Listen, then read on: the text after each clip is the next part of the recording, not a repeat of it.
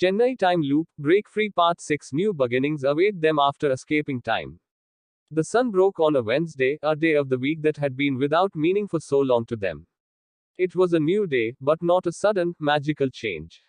It was a slow, disorienting stirring from a long, dark dream. Anuradhan's alarm clock, the one he'd unconsciously trained himself to fear, did not ring. He lay in bed, the quiet overwhelming. Weeks of his morning ritual had been a mad dance of routine. Now he had no routine, no mad deadlines. He went to the kitchen, brewed a relaxed pot of filter coffee, and gazed out of the window. Below, the street was full of other faces, other cars. It was a dull view, but to him, it was a miracle. He had the entire day ahead of him, a horrifying, lovely blank space.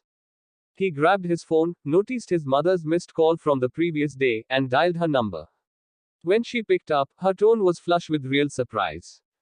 Anu, I was going to call you too. It's been ages since I heard from you. A while. The word was a heavy, emotional burden. He understood that the loop had taken not only his time, but her memories of him as well. It was something he had to now replace, day by day. Manjuri also felt an immense sense of loss. Her job, which had dominated her life, now seemed empty. The prestige and power she had enjoyed within the loop were now lost, having been replaced by the terrible reality of a crumbling corporate empire founded upon deceit. Her first appointment of the day was with an attorney, not a client. She was no longer a dominant CEO, but a witness, and someone with a shattered life to repair. She was free, but she had lost something of herself to the loop, her relationships, her trust in the world, her sense of purpose. As she drove to her family's house, she saw a young bride-to-be, her face aglow with happiness. The scene, once which had filled her with yearning, now filled her with a bittersweet sorrow. She was out of the loop, but the burden of loss was genuine. Her first move was to meet her family. She entered the living room, not as the hectic heiress, but as the frightened daughter, and she just hugged her mother, a silent pity for the numerous missed days. Shrutitani spent the whole night at his computer, not to work but to comprehend. He was besieged by the loop's leftovers, the tainted code, and the scattered memories. He had been a witness, a rational observer, and now, finally, he was glutted by the humanity of what had transpired. He had shattered the loop, but he hadn't yet come to terms with the emotional cost to him and the others. He felt overwhelming responsibility, not only for his own existence, but for the ones whose lives they had irreversibly altered. He knew that a brilliant mind wasn't going to help him navigate this new world. He needed to relate, to converse, to deal with it. He texted Anuradhan and Manjuri, "Meet me at the temple." The first new day. The three of them met at the Kapalishwarar temple, not for a circular wedding, but for a quiet, simple meeting. The temple was alive with real life.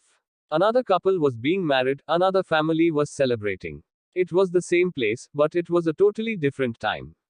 They sat together on the temple steps, and they spoke. Not concerning the loop, or Samraj, or the conspiracy. They discussed their families, their fears, and their hopes. They recognized the trauma that they had endured, and for the first time, began to heal.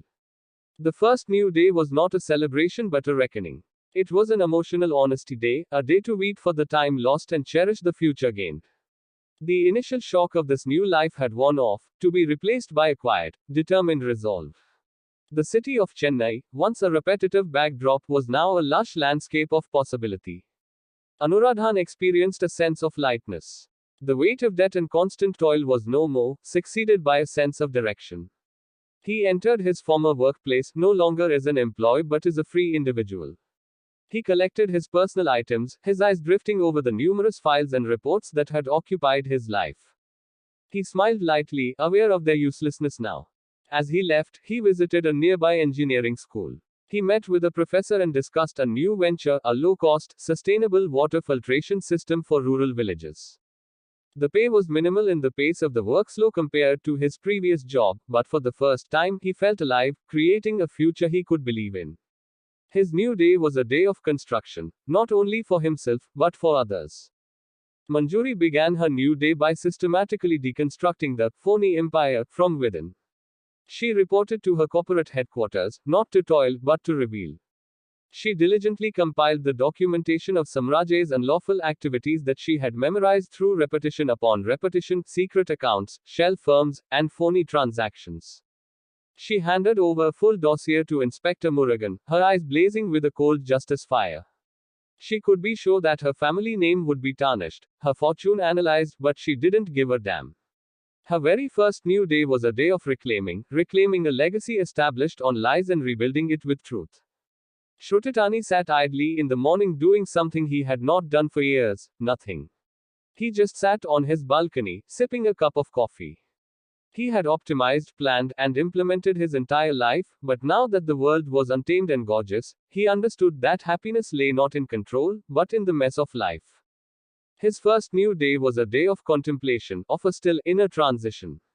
He sent Anuradhan and Manjuri not a technical report or a strategic brief, but a personal, single message, a photograph of the sky, with the caption, "It's different today."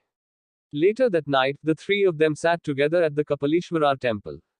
The sun was dipping, and the air was heavy with jasmine and blooming flowers. They spoke not of the loop, nor of Samraj, nor of the past.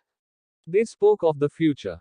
Anuradhan of his new venture, Manjuri of founding a foundation, and Shrutitani of his appreciation for the unmeasurable moments of life.